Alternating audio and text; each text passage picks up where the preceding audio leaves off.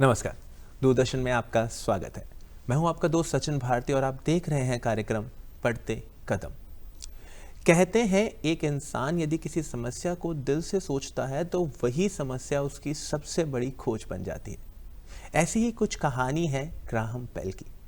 उनकी माँ और पत्नी दोनों ही सुन नहीं सकते थे, इसलिए बचपन से उनके मन में एक ख्याल चलता था कि किस तरह से शब्दों को दूर तक पहुंचाया जाए ताकि दो लोग आराम से संवाद कर सकें। अपने इस ख्याल के लिए उन्होंने बहुत सारी कोशिशें की, कई बार असफल भी हुए, लेकिन उन्होंने हार नहीं मानी। आखिरकार 1876 का वो दिन भी आया जब उन्होंने अपना पहला मैसेज भेजा, Mister Watson, come here, I want to see you. ये सिर्फ एक मैसेज नहीं था, दूरसंचार के क्षेत्र की एक क्रांति थी। जी हाँ, जिस तरह से बेल ने अपने प्रयासों से एक अलग क्रांति लेके आए, उसी तरह से सरकार भी आज हम सबको जागरूक और सुरक्षित करने के प्रयास कर रही है। और आज इन्हीं प्रयासों पर चर्चा करने के लिए स्टूडियो में राब्ता कायम किया है Shri Ravindra Kumar, DDG technology, department of telecommunication, और Shri Jagraj Singh ji, director technology, department of telecommunication. Sir, मैं आप दोनों का स्टूडियो में स्वागत करता हूँ। धन्यवाद। सर, सबसे पहले मैं आपसे जानना चाहूँगा कि टेलीकम्युनिकेशन के डिपार्टमेंट में या टेलीकम्युनिकेशन के फील्ड में भारत सरकार के द्वारा या डिपार्टमेंट ऑफ टेलीकम्युनिकेशन के द्वारा क्या क्या प्रयास किए जा रहे हैं? देखिए सचिन जी, भारत सरकार ने बहुत सारे स्टेप्स उठाए हैं टेलीकॉम की टेक्नोलॉजी को डेवलप करने के लिए और उसकी ग्रोथ के लिए। सबसे पहले मैं आपको बताना चाहूँगा कि भारत सरकार ने पूरे भारत में 100 इंजीनियरिंग कॉलेजेस और टेक्निकल इंस्टीट्यूट्स में 5G लैब की स्थापना की है। जी।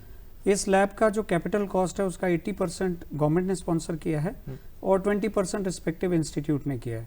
अगर हम पंजाब और चंडीगढ़ की बात करें तो यहाँ पर हमारे पास 6 कॉलेजेस में ये लैब लगी है। चंडीगढ़ में पंजाब इंजीनियरिंग कॉलेज है जी, UIET है, ये 2 चंडीगढ़ के हैं, देन थापर में एक लगी है जी।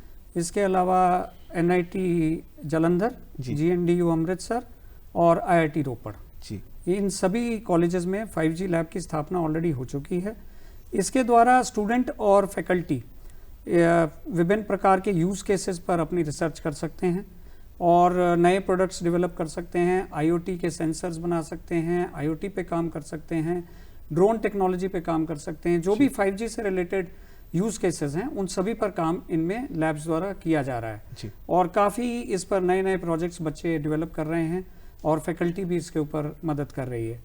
इसके अलावा अगर हम प्रोडक्शन की बात करें, टेलीकॉम इक्विपमेंट की प्रोडक्शन के रिलेटेड भारत सरकार की DOT की एक प्रोडक्शन लिंक्ड इंसेंटिव की स्कीम है जिसे हम PLI कहते हैं जी। इसमें इस तरीके से है कि जो भी टेलीकॉम इक्विपमेंट मैन्युफैक्चर कर रहे हैं इंडिया में, जैसे कोर नेटवर्क है या ट्रांसमिशन इक्विपमेंट है, 5G 6G का इक्विपमेंट है और इसके अलावा जो भी IoT से रिलेटेड इक्विपमेंट जो कंपनीज मैन्युफैक्चर करती हैं उनको एक निर्धारित लक्ष्य दिया जाता है प्रोडक्शन का, और अगर वो लक्ष्य प्राप्त कर देते हैं तो उनको फाइनेंशियल इंसेंटिव दिया जाता है। इसमें मैं बताना चाहूँगा कि जैसा कि हमारे ऑनरेबल प्रधानमंत्री जी का सपना है मेक इन इंडिया का, इसके तहत भी बहुत सारा कार्य हो रहा है कि जो कंपनीज इंडिया में डिजाइन करती हैं अपना इक्विपमेंट और इंडिया में ही मैन्युफैक्चर करती हैं उनको 1% का इंसेंटिव एक्स्ट्रा दिया जाता है इसके ऊपर। थर्ड थिंग इसमें है कि भारत सरकार इसमें टेलीकॉम टेक्नोलॉजी में रिसर्च एंड डेवलपमेंट को प्रमोट करने के लिए एकेडमिया, MSME और इसके अलावा जितनी भी स्टेक होल्डर्स हैं, अगर ये रिसर्च करना चाहते हैं तो इसके लिए एक telecom technology development fund TTDF कहते हैं हम इसे, इस फंड के द्वारा फंडिंग प्रोवाइड की जाती है। तो वेरियस ये बेसिकली USO का एक प्रोजेक्ट था जिसको आजकल डिजिटल भारत निधि का नाम दिया गया है जी। तो ये इसको फंड करते हैं बेस्ड अपॉन जो प्रोजेक्ट्स ये सप्लाई करते हैं अपने प्रोवाइड करते हैं डिटेल्स, उसके बेसिस पर गवर्नमेंट इनको फंड करती है जी। चौथी चीज हम लोग जो कर रहे हैं वो ये है कि इसी 5G लैब के तहत हम लोग 5G हैकाथन हर साल कंडक्ट कराते हैं। अच्छा। और उसमें बहुत सारे स्टूडेंट्स अपने नए नए प्रोजेक्ट्स और आउट ऑफ बॉक्स आइडियाज लेकर आते हैं जी। और उसके बाद जो प्रोजेक्ट सिलेक्ट होते हैं उनको भी हम लोग फाइनेंशियल इंसेंटिव देते हैं ताकि टेक्नोलॉजी का बढ़ावा हो सके, टेक्नोलॉजी और नए नए प्रोडक्ट्स हम डेवलप कर सकें। और सबसे बड़ी बात हमारा जो मेक इन इंडिया का सपना है उसमें जो टेलीकॉम रिलेटेड इक्विपमेंट्स हैं उनका एक्सपोर्ट बढ़े और इंपोर्ट रिलेटिवली कम हो जाए। हमारी डिपेंडेंस जो इंपोर्ट पर है, बाहर से कंट्री से हम इक्विपमेंट जो मंगाते हैं उसमें थोड़ी कमी आ सके। और तीसरा ऑफ कोर्स एम्प्लॉयमेंट जनरेशन, ये स्कीम जो थी 2022 में आई थी TTDF की, और PLI 2021 में लॉन्च हुई थी। जब से ये स्कीम्स आई हैं उसमें लगभग 30,000 जॉब्स डेवलप हुई हैं, नई प्रोवाइड की गई हैं, और हमारा जो इंपोर्ट है लगभग 18.5% टेलीकॉम इक्विपमेंट का घटा है। जी जगराज जी, मैं आपसे जानना चाहूँगा कि संचार स्कीम क्या है? बेसिकली जैसे अपने सर ने बताया 3G तक ओनली वॉइस कम्युनिकेशन होता था। उस टाइम लोग सिर्फ अपने वॉइस पे बात करते थे, उसके ज़्यादा कुछ नहीं था। उसके जैसे जैसे 4G 5G आना स्टार्ट हुआ, डाटा कम्युनिकेशन ज़्यादा होने लग गया। आज की डेट में हम देखो मोबाइल हमारी लाइफ का एक पार्ट बन गया है। हमें पेमेंट करनी है तो 5 रुपये के पेमेंट भी हम आजकल UPI से कर रहे हैं। ठीक है। और उसके बाद जैसे जैसे बच्चों की एजुकेशन है वो सब चीज़ें आजकल इंटरनेट पे आने लगी हैं। तो ज़्यादातर बच्चों की पढ़ाई है वो भी इंटरनेट पे हो गई है, सोशल लाइब्रेरी सब इंटरनेट पे अवेलेबल है। पर जैसे होता है हर पॉजिटिव चीज़ की नेगेटिव चीज़ भी होती है। तो जैसे जैसे इंटरनेट एक्सपोनेंशियली ग्रो हुआ तो उसके साथ साथ जितने फ्रॉड भी हैं वो भी ग्रो होने लग गए। ठीक है। तो सब फ्रॉड को हमने टैकल करने के लिए सबसे अच्छा मीडियम क्या है? गवर्नमेंट दूरसंचार विभाग काफ़ी उसके लिए ट्राई कर रहा है, पर सबसे अच्छा मीडियम उसका वो है भी लोगों को अवेयर करना। ठीक है। उसके लिए गवर्नमेंट ने कई स्कीम लेके आया है लोगों को अवेयर करने के लिए। तो गवर्नमेंट की रीच जैसे हमारा ऑफिस है यहाँ तक है। ठीक है। कॉमन पब्लिक पहुँचाने के लिए हमने कॉलेज के साथ टाई अप किया है। कॉलेज के साथ जो स्टूडेंट हैं, इंजीनियरिंग बैकग्राउंड के हैं, कंप्यूटर साइंस के हैं, इलेक्ट्रॉनिक्स के हैं, उनको हमने एज ए संचार मित्र अपॉइंट किया है। ठीक है। वो संचार मित्र अपॉइंट हो गए हैं। हम उनको ट्रेनिंग देते हैं भैया गवर्नमेंट की ये स्कीम है, ये अवेयरनेस ड्राइव है। आगे फील्ड में जाते हैं, वो फील्ड में अपने रिलेटिव हो गए, आपका कॉलेज के कोई उसके रूममेट हो गए, जितने हैं इंस्टीट्यूट है उनके साथ मिलके वो सब चीज़ें अब अवेयरनेस ड्राइव क्रिएट करते हैं। तो ये 2 फेज़ में इम्प्लीमेंट हुआ था। पहले फेज़ के अंदर हमने टोटल 6 कॉलेज थे, उसके अंदर 28 स्टूडेंट हमने संचार मित्र अपॉइंट किए थे। तो उनका काफ़ी अच्छा रिस्पॉन्स रहा हमारे पास। तो उसके बाद हमने इस साल टोटल 8 कॉलेज हैं पंजाब में, पंजाब एंड चंडीगढ़ में, उसके अंदर 137 संचार मित्र अपॉइंट किए हैं। तो मतलब जैसे रविंद्र सर ने बताया भी कि एक जॉब अपॉर्चुनिटीज़ है वो भी अवेयरनेस के साथ बहुत अच्छे तरीके से ग्रो। देखिए हाँ, जैसे कॉलेज में स्टूडेंट है उनको सिर्फ थ्योरेटिकल नॉलेज मिलती है। यहाँ पर DOT के साथ जुड़ रहे हैं तो उनको पता लग रहा है DOT में क्या काम हो रहा है, मेन डिपार्टमेंट में क्या क्या गवर्नमेंट की स्कीम है, वो सब चीज़ें पता लग रही हैं। प्लस सबसे अच्छा उनको इंडस्ट्री के साथ एक्सपोजर मिला है, बहुत बड़ा एक्सपोजर। ठीक है। जैसे हम लोग उनकी इंटर्नशिप है वो भी अरेंज करवाएंगे हम उनकी। ठीक है। मतलब इंटर्नशिप करनी है, प्लस कोई नई टेक्नोलॉजी के अंदर कोई चीज़ आ रही है उनको वेबिनार अटेंड करना है, वो अटेंड करवा रहे हैं। तो ओवरऑल उनका ग्रो भी हो रहा है। तो वोकेशनल ट्रेनिंग भी एक तरह के साथ साथ हाँ, चल रही है। वो सब इंटर्नशिप जैसे होगी चल रही है। जैसे हमारी दिल्ली के अंदर इंडियन मोबाइल कांग्रेस होती है, हर साल होती है। तो हम यहाँ से कुछ स्टूडेंट नॉमिनेट करके उनका पूरा खर्चा दूरसंचार विभाग करता है। तो उनको वहाँ पर भी जाते हैं, नई नई टेक्नोलॉजी को देखते हैं क्या हो रहा है दुनिया के अंदर, तो वो अवेयर हो रहे हैं। तो ऑब्जेक्टिव्स अगर इसके फिगर के आउट करें संचार स्कीम के, तो क्या क्या निकल के आते हैं? देखिए ऑब्जेक्टिव ये हो गई, सबसे बड़ी बात तो है अवेयरनेस क्रिएट करना। बिल्कुल। ठीक है।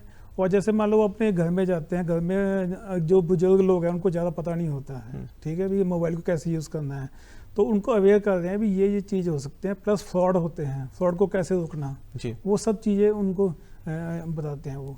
और एक ऑब्जेक्टिव सबसे बड़ा ये है, जैसे हमने बोला भी आपने सुना होगा भी रेडिएशन होती है मोबाइल टावर की तो उससे कैंसर हो जाता है। ये कई लोग बोलते हैं। ठीक है। पर ये मिथ है। WHO ने स्टडी की है, उसके अकॉर्डिंग ही हम इंडिया चल रहा है। ठीक है। तो सब टेस्टिंग होती है सब चीज़ की, ये मिथ है, इससे कोई कैंसर नहीं होता है। तो वो चीज़ हम उनको समझाते हैं कि इसका ये टेक्निकल रीज़न क्या है, वो आगे जाके लोगों को समझाते हैं। ये हमारा ऑब्जेक्टिव है, अवेयरनेस क्रिएट करना बेसिकली ऑब्जेक्टिव है। तो रविंद्र जी, संचार मित्र जो हैं इनके लिए क्या क्या इंसेंटिव्स जो हैं वो स्कीम में है? जैसा जगराज ने बताया कि संचार मित्र हमारे बेसिकली स्पोक्स पर्सन हैं, DOT के बिहाफ पर काम करते हैं और लोगों में जाकर अवेयरनेस क्रिएट करते हैं जो भी DOT की सिटीजन सेंट्रिक अप्रोच है उसके प्रति, और इसके अलावा जो मिथ्स हैं उसके प्रति लोगों का ज्ञान बढ़ाते हैं। इसके रिटर्न में इनको हम कोशिश करेंगे, जैसे बताया कि इन्होंने कि इंटर्नशिप्स वेरियस कंपनीज में इंडस्ट्री के साथ जुड़े होने के कारण जहाँ जहाँ पर प्रोवाइड कर सकते हैं वहाँ पर इनको सपोर्ट करेंगे। इसके अलावा क्या होता है कि हमारे यहाँ पर ITU है जो इंटरनेशनल टेलीकम्युनिकेशन यूनियन है, ये वेरियस स्टैंडर्ड सेट करती है टेलीकम्युनिकेशन के। तो इसके लिए वेरियस स्टडी ग्रुप्स क्रिएट होते हैं। उन स्टडी ग्रुप्स में भी हम इन बच्चों को एज अ पार्टिसिपेंट या इनकी कॉन्ट्रीब्यूशंस हम उसमें ऐड करा सकते हैं। They can become a member, मतलब ये लोग हमारे उसमें स्टडी ग्रुप के मेंबर बन सकते हैं और उसके ऊपर फर्दर रिसर्च जो नए स्टैंडर्ड सेट हो रहे हैं, जैसे कि 5G टेक्नोलॉजी आ रही है, उसके बाद 6G टेक्नोलॉजी के स्टैंडर्ड्स अभी बनने हैं, तो उसके ऊपर जितनी भी रिसर्च चल रही है उसकी में ये लोग अपने आप को जागरूक भी कर सकते हैं। वहां पर जाकर इनको एक्सेस मिलेगी कि क्या रिसर्च चल रही है, किस तरीके से स्टैंडर्ड सेट होते हैं। इसके अलावा इन बच्चों का जैसे एक्सपोजर होगा, जो ये नए प्रोजेक्ट्स डेवलप करेंगे, उसके लिए इनके IP फाइलिंग के लिए जो पेटेंट फाइलिंग होती है, उसके लिए भी हम इनकी मदद करेंगे, इनको गाइड करेंगे कि किस तरीके से आपको पेटेंट्स अप्लाई करने हैं और किस तरीके से आपको रिटर्न में आपको ये पेटेंट फाइल हो सकता है इंटरनेशनल लेवल। तो मुझे लगता है कि ये स्कीम एक इस तरह की है जो एक्चुअल में स्टूडेंट्स के लिए बहुत बड़ा एक्सपोजर जो है वो क्रिएट करे, क्योंकि सबसे बड़ी दिक्कत बच्चों के लिए यही हो जाती है कि once they are done with the specific course, तो कैसे उसको एक्सपोज करना है या कैसे वहां पे जो एक्सपोजर क्रिएट करना है वो थोड़ा सा मुश्किल लगता है जी। और सबसे बड़ी बात ये कि टेलीकम्युनिकेशन फील्ड एक बहुत बड़ा फील्ड है जी। इसमें आपको जॉब अपॉर्चुनिटीज और आगे का अपना करियर स्ट्रक्चर अगर आपको फ्रेम करना है या डिजाइन करना है, वो भी आप इसके थ्रू कर सकते हैं। और गवर्नमेंट के साथ जुड़ने से तो मुझे लगता है कि आप करियर को और अच्छा जो सही लेवल पे लेके जाना चाहते लेके जा सकते हैं। बिल्कुल, ये ऐड करता है वैल्यू आपके CV में जी। और रविंदर जी, एक संचार साथी क्या है, इसके बारे में थोड़ा सा विस्तार में बताइए। जी बिल्कुल, संचार साथी एक हमारा DOT का इनिशिएटिव है, भारत सरकार का इनिशिएटिव है लोगों को अवेयर करने के लिए। तो इसकी 2 मोड्स हैं, यानी कि एक तो आप अपने मोबाइल फोन पर एप्लीकेशन, जिसको ऐप हम कहते हैं, वो ऐप इंस्टॉल कर सकते हैं। ठीक है। और दूसरा है कि इंटरनेट के पोर्टल पे sancharsaathi.gov.in पे जाकर आप अपना जो भी आप इसके वेरियस फीचर्स हैं, जिसके बारे में अभी आपको बताता हूँ ब्रीफ में, कि क्या क्या फीचर्स इसके तहत कस्टमर को मिलते हैं या सिटीजन्स को मिलते हैं। सबसे पहले मैं आपको बताना चाहूंगा कि सिटीजन को ये देखना कि उसके ऊपर कोई, जो आजकल सबसे ज्यादा आपको पता है कि साइबर सिक्योरिटी के इश्यूज हैं, फ्रॉडलेंट कॉल्स बहुत ज्यादा आती हैं, तो जो भी आपको अनवांटेड कॉल्स आ रही हैं या फ्रॉडलेंट कॉल्स आती हैं, आप इसके बारे में रिपोर्ट कर सकते हैं इसके चक्षु मॉड्यूल के थ्रू। इसके अलावा आपके पास अगर आपका फोन जैसे चोरी हो गया है या गुम हो गया है, तो उसको आप अपने उस मोबाइल को ब्लॉक कर सकते हैं। और अगर मोबाइल ब्लॉक होने के बाद ये होता है कि पुलिस अथॉरिटीज जो हैं उसको ट्रैक कर सकती हैं, और ट्रैक करने के बाद जब मोबाइल मिल जाता है तो कस्टमर उसको, सिटीजन अपने आप से उसको अनब्लॉक भी कर सकता है। इससे ये फायदा होगा कि अगर वो चोरी हुआ मोबाइल है, एक बार अगर उसकी IMEI ब्लॉक हो जाती है तो वो कहीं पे भी यूज नहीं हो पाएगा, और अगर वो यूज करने की कोशिश करेगा कोई भी आदमी उसमें, तो उसका एक ट्रैकर जो ट्रेस है वो जनरेट हो जाएगा, और वो उसकी लोकेशन हमें पता लग जाती है, पुलिस अथॉरिटीज को और इवन सिटीजन को भी पता लग जाता है कि आपका फोन इस जगह पर, लोकेशन पर ऑन करने की कोशिश की गई है। तो एज अ रिजल्ट क्या होता है कि ये फोन को ट्रैक करना ईजी हो जाता है, फोन मिल जाते हैं चोरी किए हुए। इसके तहत पूरे भारत में लाखों फोन पुलिस ने ट्रैक किए हैं और अपने सिटीजन्स को वापस किए हैं। तीसरी चीज आप इसके थ्रू ये जान सकते हैं कि आपके नाम पर कितने मोबाइल चल रहे हैं, आपके क्रेडेंशियल्स, आप आधार कार्ड जो अपना एक्टिवेट करते हैं या आप अपने लाइसेंस के थ्रू करते हैं, जो पासपोर्ट के थ्रू करते हैं, जितने भी आपके मोबाइल इस आपके नाम पर चल रहे हैं, वो आप 1 मिनट में जानकारी प्राप्त कर सकते हैं। आपको उस पर रजिस्टर करना है और अपना मोबाइल OTP से ऑथेंटिकेशन होगा। उसके बाद आपको ये नजर आएगा कि आपके कागजों के ऊपर, आपके जो डॉक्यूमेंट्स हैं के ऊपर कितने मोबाइल ऑलरेडी एक्टिव हैं।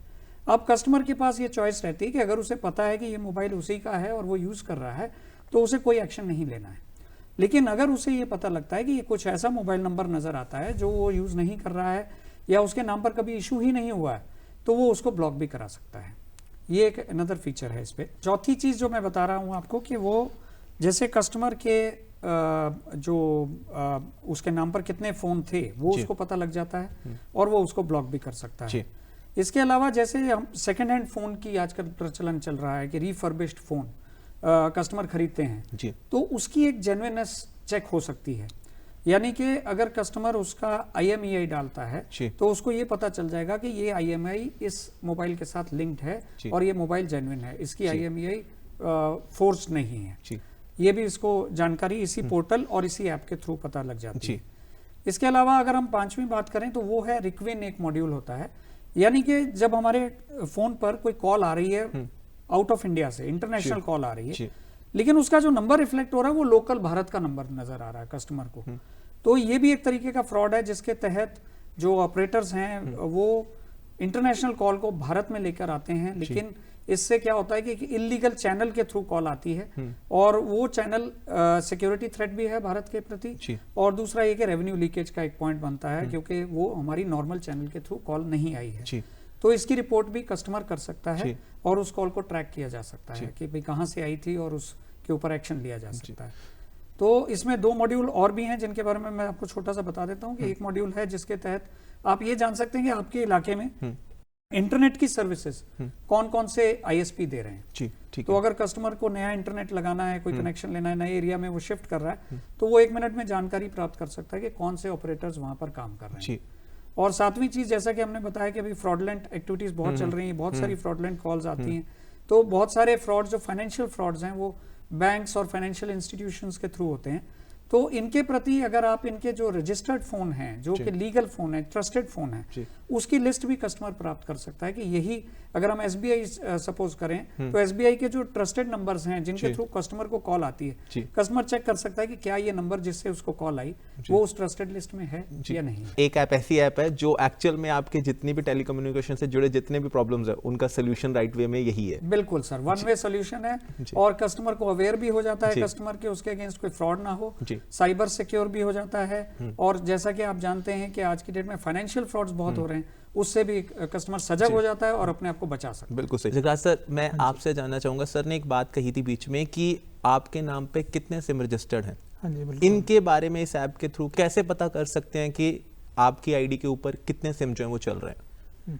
देखिए, जैसे आप एप्लीकेशन में जाओगे उसके अंदर अलग अलग मॉड्यूल बने हुए हैं, तो ये टैफकॉफ मॉड्यूल है, इसमें ये पता लग जाएगा अभी आपके नाम पे कितने नंबर चल रहे हैं जी। आपके पास कोई भी वर्किंग नंबर होगा आप उसमें डालिए, ठीक है, एंटर करोगे तो उसका बैकग्राउंड पे जो आधार कार्ड है जी, उससे लिंक जितने नंबर चल रहे हैं वो आपकी लिस्ट में आ जाएंगे। सपोज को आपके पास 7 नंबर चल रहे हैं, अब 7 में से हो सकता है आप 2 या 3 नंबर आप यूज कर रहे हो, दैट इज ओके, उसमें ओके आप क्लिक कर दीजिए दिस इज माय नंबर, ठीक है। ओके, कुछ नंबर ऐसे होंगे जो आपने कभी लिए होंगे, पास्ट में लिए होंगे, हो सकता है कि डेट में आप यूज नहीं कर रहे हो, पर वो नंबर आपके जेन्युइन है, आपने लिए हुए हैं, ठीक है।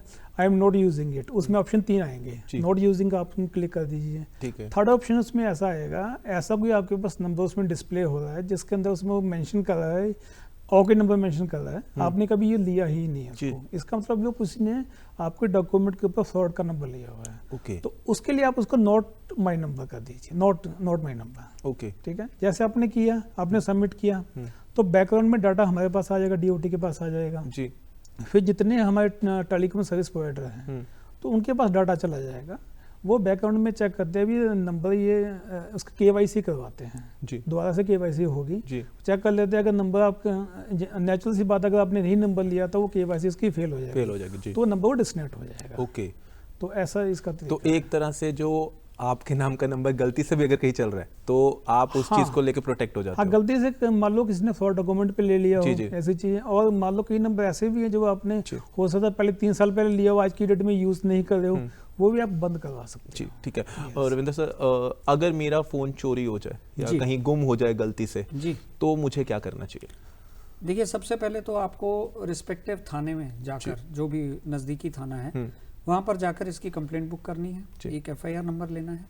उसके बाद आपने इसी ऐप के थ्रू या आप पोर्टल पर जाकर आप अपना उसका पर्टिकुलर्स फीड करेंगे, अपने मोबाइल की डिटेल डालेंगे और आप अपना ये एफआईआर का नंबर डालेंगे, और उसके बाद आपके पास चॉइस आती है कि आप इसकी आईएमआई को ब्लॉक कर सकते हैं जी, ठीक है। तो जैसे ही वो आईएमआई ब्लॉक हो जाएगी, उसके बाद जैसा मैंने आपको पहले भी बताया कि अगर कस्टमर उसको मतलब जो चोर आपका फोन ले जा चुका है या कहीं पे चोरी हुआ किसी को फोन मिला है, अगर वो उसको एक्टिवेट करने की कोशिश करता है या उसको पावर ऑन करता है या उसको यूज करने की कोशिश करता है, तो उसकी एक ट्रेसर रिपोर्ट बन जाती है। ट्रेसर रिपोर्ट के बनते ही वो पुलिस को भी इंफॉर्मेशन आ जाती है कि ये फोन, क्योंकि हमने ऑलरेडी उसमें फीड किया हुआ है बैकएंड पे, तो उसको एक अलर्ट जनरेट हो जाता है कि ये फोन यहाँ पर कोशिश की गई है इस फोन को चलाने की, और उसकी लोकेशन ट्रैक हो जाती है, ठीक है। तो लोकेशन ट्रैक होने से उस फोन को पकड़ने में आसानी हो जाती है और आप उस फोन को प्राप्त कर सकते हैं वापस जी। आपके पास पुलिस के पास अगर रिकवर हो जाता है तो पुलिस उसके बाद सिटीजन को वापस कर देती है।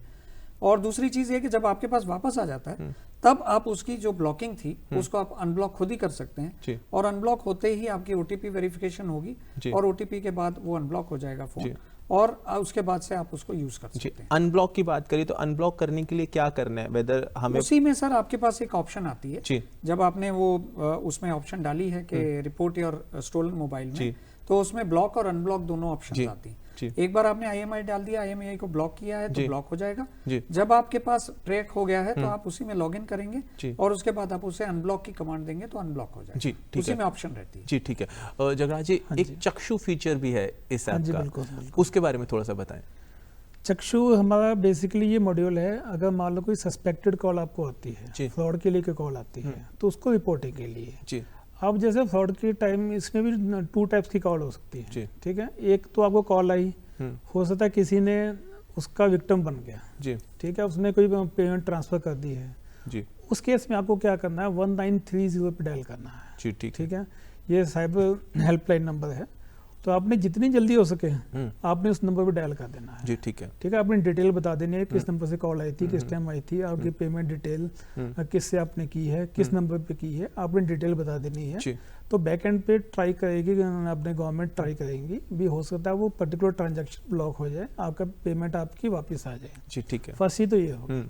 सेकंड चीज आपकी होगी, आपके साथ आप विक्टिम नहीं बने, आप अवेयर सिटीजन हो, आपको पता लग गया ये फ्रॉड कॉल है जी जी, उस केस में आपका एक रिस्पॉन्सिबिलिटी बनती है, आप उसको ना चक्षु पोर्टल पे जाकर रिपोर्ट करो जी। ठीक है, तो अब फर्स्ट में आपका क्वेश्चन होगा भी हम रिपोर्ट क्यों करें, हमारे साथ फ्रॉड हुआ नहीं है। बिल्कुल, तो उस केस में क्या है, आप डाटा दोगे, जैसे किसी पर्टिकुलर पर्सन ने आपको कॉल की, ठीक है, आपने डाटा दिया, किसी दूसरे पर्सन को कॉल की, उसने डाटा दिया, तो बैक एंड पे डाटा जनरेट होता जाएगा। ठीक है, उससे गवर्नमेंट को पता लग जाएगा भी ये पर्टिकुलर पर्सन है, इस नंबर से कोई फ्रॉड करने की ट्राई कर रहा है जी, तो उसका वेरिफिकेशन होगा जी। अब उसको रिपोर्ट कैसे करेंगे, रिपोर्ट करने के लिए आप 30 डेज में रिपोर्ट कर सकते हो। ठीक है, उसके अंदर मॉड्यूल में जाओगे, चक्षु मॉड्यूल में जाओगे, उसके अंदर अलग अलग डिटेल आएंगे। ठीक है, आपके किस नंबर पे कॉल आई, किससे कॉल आई, किस टाइम पे कॉल आई है, ठीक है, डिटेल उसने क्या पूछा था, ये सब आपने फिल कर दिया है, आपने सबमिट कर देना, बस आपका ये काम हो गया है। ठीक है, बाकी फिर गवर्नमेंट अपने बैक एंड पे चेक करेगी, दूसरा संचार विभाग चेक करेगा ये किसने कॉल की है, फिर उस नंबर का वेरिफिकेशन होगा, तो उसमें वेरिफिकेशन पकड़ा गया तो नंबर डिस्कनेक्ट हो जाएगा जी। ठीक है, इससे आप एज ए अवेयर सिटीजन बाकी लोगों को फ्रॉड से बचा सकते हो। तो जरूरी नहीं है कि ये मेरे साथ फ्रॉड होने की वेट करूं। हाँ, क्योंकि देखो एप्लीकेशन है कोई, वो चलेगी हमेशा डाटा के ऊपर। बिल्कुल, अगर डाटा उसके पास ऑथेंटिक डाटा आ रहा है तो वो आउटपुट हमें ज्यादा अच्छी मिल जाएगी। ठीक है, जैसे जैसे हम रिपोर्ट करते जाएंगे, डाटाबेस अच्छा स्ट्रांग होता जाएगा, उस पे बेस पे हम ज्यादा अच्छी तरह एक्शन ले सकते हैं। जिम्मेदार नागरिक बनना जरूरी है जी। ये ऐप सेफ टू यूज है? बिल्कुल सेफ टू यूज है, क्योंकि आजकल प्ले स्टोर्स पे या फिर इतनी ज़्यादा ऐप्स अवेलेबल हैं, तो सबसे पहला डाउट जब भी हम कुछ ऐप डाउनलोड करते हैं तो पहला मन का ख्याल यही होता है whether it is a safe to use और नॉट। सचिन जी, मैं आपको ये बताना चाहूँगा कि ये ऐप बिल्कुल सेफ है, और सबसे बड़ी बात आपके दूर, जैसे एंड्रॉयड के लिए आपके पास ये प्ले स्टोर पे अवेलेबल होती है, ऐप स्टोर पे, एप्पल के ऐप स्टोर पे अवेलेबल होती है, लेकिन आपको ये देखना है कि इसका पब्लिशर कौन है जी। तो पब्लिशर अगर आपको डिपार्टमेंट ऑफ टेलीकम्युनिकेशन नजर आ रहा है तो वो जेन्युइन ऐप है, आप उस ऐप को इंस्टॉल कर सकते हैं बिल्कुल निश्चिंत होकर, क्योंकि इसके पीछे कोई भी सिक्योरिटी एस्पेक्ट उसके फोन पर नहीं आएगा, कस्टमर के फोन पर, अगर वो इस ऐप को इंस्टॉल करता है। दूसरी बात ये बताना चाहूंगा कि कस्टमर्स के मन में ये मिथ रहता है कि मेरा पर्सनल डेटा इस पे ट्रैक हो जाएगा, या डीओटी आपकी लोकेशन को ट्रैक कर रहा है, इस तरीके से कुछ नहीं है। आपकी केवल आपकी जो ओटीपी ऑथेंटिकेशन के लिए इस ऐप को यूज करना है, उसके अलावा आप कोई परमिशन आपसे डीओटी नहीं मांगता है कि आप अपने मैसेजेस, आप अपने कॉन्टैक्ट्स का एक्सेस दीजिए, आप अपने फोटोग्राफ्स का एक्सेस दीजिए, ऐसी कोई एक्सेस डीओटी इस ऐप को इंस्टॉल करते वक्त नहीं मांगता है जी। एक एक्सेस की आपने बात करी है, तो मैं अपने दर्शकों के लिए सवाल पूछना भी चाहूंगा कि यूजुअली जब भी हम कोई ऐप डाउनलोड करते हैं तो आपको फोन में किसी ऐप के लिए जो एक्सेस देने होते हैं, तो यूजुअली वो एक्सेस कितने तरह के होने चाहिए? कौन सा एक्सेस देना सही रहता है, कौन सा एक्सेस देना सही नहीं रहता है? देखिए, जनरली आप ये समझिए कि जो एप्स होती हैं ये आप किस पर्पस के लिए इंस्टॉल कर रहे हैं उस पर ज्यादा डिपेंड करेगा। जैसे कुछ कैमरा रिलेटेड इमेजेस, आप इमेज मैनिपुलेशन करना चाह रहे हैं तो वो आपसे आपकी इमेजेस की एक्सेस मांगेगा, और कुछ ऐसी एप्स होती हैं जो जनरली आपसे बहुत सारा अननेसेसरी डेटा, जैसे कॉन्टैक्ट्स की इंफॉर्मेशन मांगना शुरू करेंगे, आप उसको अवॉइड कर सकते हैं। तीसरी चीज आपसे मांगेगा कि आपकी लोकेशन हर समय ट्रैक की जा सके, वो भी आप अवॉइड कर सकते हैं। चौथे, इसके अलावा आपसे पूछा जाएगा आपको प्रमोशनल मैसेजेस क्या ये ऐप भेज सकती है, वो भी आप कह सकते हैं कि नहीं। लोकेशन के बारे में आप ये कह सकते हैं कि जब भी मैं ऐप यूज कर रहा हूँ एट दैट टाइम ओनली मुझे परमिशन ग्रांट करनी है, इसके अलावा मुझे परमिशन नहीं ग्रांट। जी जगराज जी, ये जो प्लेटफॉर्म है ये रीजनल लैंग्वेजेस को भी सपोर्ट करता है? यस, हमें टोटल ये प्लेटफॉर्म है टोटल 22 लैंग्वेज को सपोर्ट करता है। ठीक है, तो कोई भी नागरिक है इंडिया में कहीं बैठा हुआ है तो वो अपनी लैंग्वेज के अंदर इजीली इस एप्लीकेशन को यूज़ कर सकता है। जी, तो ऐसा कुछ नहीं है कि आप लैंग्वेज को लेकर किसी तरह का बैरियर क्रिएट हो रहा है? कुछ नहीं है। हाँ, आज की डेट में मोबाइल हर कोई यूज़ कर रहा है, हर एज का, ठीक है, हर लैंग्वेज का पर्सन यूज़ कर रहा है, इसलिए उसकी सहूलियत के लिए हमने रखा हुआ भी एप्लीकेशन हर लैंग्वेज के अंदर दी हुई है। जी रविंदर जी, एक सवाल मेरा ये भी है कि क्या ये ऐप जो है मेरी लोकेशन या मेरी बाकी सब चीज़ों को भी ट्रैक करता है? मैंने ऑलरेडी आपको बताया कि ये ऐप कुछ भी ऐसा ट्रैक नहीं करता है, लेकिन हाँ, आपसे सिर्फ आपकी ओटीपी ऑथेंटिकेशन के लिए मैसेज आएगा, आपको नंबर शेयर करना है, लेकिन ये आपको सहूलियत ही दे रहा है कि आप अपने नाम पर कितने नंबर चल रहे हैं वो पहचान सकते हैं, आप अपने चोरी हुए फोन को ब्लॉक कर सकते हैं, लेकिन इसमें कोई भी ट्रैकर ऐसा नहीं है, ना आपकी लोकेशन, ना आपकी कॉल डिटेल को, ना आपके इंटरनेट के सेशन जो भी आप बना रहे हैं उसकी कोई ट्रैकिंग बैकएंड पर नहीं होती है। जी, तो आज के जितने युवा है जो मोबाइल से जुड़े हैं, अब युवा ही नहीं, मुझे लगता है बड़े बुजुर्ग जो हैं वो भी मोबाइल से बहुत ज्यादा जुड़े हैं, तो मोबाइल को इस्तेमाल करने के लिए किन सुरक्षा चीज़ों का ध्यान रखने की ज़रूरत है, या क्या आप उन्हें जानकारी देना चाहेंगे? बिल्कुल, मैं ये बताना चाहूँगा सबसे पहले कि जो भी कस्टमर्स हैं, जो भी ऐप अपने मोबाइल पर इंस्टॉल करते हैं वो ऑथेंटिक सोर्स वाली ऐप ही इंस्टॉल करें। आपके पास बहुत सारे मैसेजेस व्हाट्सएप या एसएमएस के थ्रू आते हैं जिसमें .apk लगकर आता है जी। ये जो .apk लगकर आती है फाइल, इस लिंक पर कभी क्लिक नहीं करना चाहिए, क्योंकि ये एक इलीगल ऐप आपके फ़ोन पर इंस्टॉल कर देगा, जिससे आपके डेटा भी लीक हो सकता है, आपकी बैंक अकाउंट भी खाली हो सकते हैं, बहुत सारे लोगों के साथ फाइनेंशियल फ्रॉड्स भी हुए हैं। तो इस तरीके की ध्यान रखने लायक बात है कि किसी भी तरीके का लिंक आपके पास व्हाट्सएप या आपके मैसेज के थ्रू या ईमेल के थ्रू अगर आए, उस पर आपको क्लिक नहीं करना है जब तक कि आपको श्योर नहीं है कि ये लिंक में क्या आया है डेटा, राइट। पहली चीज़ ये है। दूसरी चीज़ ये है कि आपको जब भी कोई अननोन नंबर से कॉल आता है तो आप कभी भी ये समझ लीजिए कि कोई भी पुलिस अथॉरिटी, कोई इनकम टैक्स डिपार्टमेंट, कोई TRAI आपको इस तरीके की कॉल नहीं करता है जो आपको फ़ोन पे आपसे डेटा मांगे और आपसे आपकी बैंक डिटेल्स मांगे, आपसे आपका कार्ड, क्रेडिट कार्ड की डिटेल्स मांगे। इस तरीके की कोई भी जानकारी कोई भी डिपार्टमेंट भारत सरकार का नहीं करता है। अगर इस तरीके की कॉल आती है जिसमें आपको कहा जाता है कि मैं CBI से बोल रहा हूँ या मैं पुलिस स्टेशन से बोल रहा हूँ, उस कॉल पर आपको रिस्पॉन्ड नहीं करना है, कोई जवाब नहीं देना है, चाहे वो जितना मर्जी थ्रेटन कर लें, आपको उसके प्रेशर में नहीं आना है और कोई अपनी इंफॉर्मेशन उस पर शेयर नहीं करनी है। इनफैक्ट आपको इस कॉल को रिपोर्ट करना है हमारे इस ऐप के थ्रू जाकर, ताकि कि जहाँ से कॉल आई है उस कॉल को ट्रैक कर उसके सोर्स को बंद किया जा सके। और इसके अलावा कस्टमर को ये चेक करना है कि कोई भी फाइनेंशियल ट्रांजैक्शन अगर वो कर रहा है तो वो पब्लिक एक्सेस पॉइंट पर ना करे। आप एक सिक्योर इंटरनेट एनवायरनमेंट में, जब आप घर पे बैठे हैं, आपका वाईफाई क्लोज्ड वाला एनवायरनमेंट है या आपका मोबाइल है, डेटा आप यूज़ कर रहे हैं तो ठीक है, लेकिन अगर आप रेलवे स्टेशन पर बैठे हैं, आप एयरपोर्ट पे बैठे हैं और फ्री वाईफाई यूज़ कर रहे हैं क्या, या किसी होटल में गए वहाँ फ्री वाईफाई यूज़ कर रहे हैं, तो फाइनेंशियल ट्रांजैक्शन ऐसे एनवायरनमेंट में नहीं करनी चाहिए, वो सेफ नहीं रहती। सबसे ज़रूरी है जागरूक नागरिक सुरक्षित देश, यही कोशिश कर रही है भारत सरकार। उम्मीद करते हैं आज का ये कार्यक्रम आपके लिए जागरूकता की एक नई लहर लेके आया होगा। सर, स्टूडियो में जुड़ने के लिए धन्यवाद। धन्यवाद।